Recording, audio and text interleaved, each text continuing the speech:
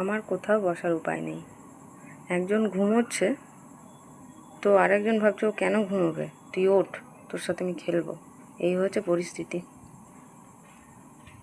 আমি এখন এই যে মেঝেতে বসে আছি। আমি সোফায় বসতে পারবো না, আমি চেয়ারে বসতে পারবো না, খাটে বসতে পারবো না। যেখানেই বসবো গিয়ে কোলের মধ্যে টুক করে উঠে বসে পড়বে। কোনো মানে হয় এগুলোর? বড় হচ্ছে, দুষ্টুমি বাড়ছে এদের।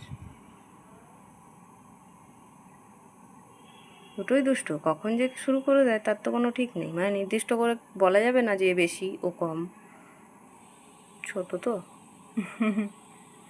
যাই হোক, এরমভাবেই তোরা বড় হয়ে উঠতো। মাহারা বাচ্চা খুব খারাপ লাগে।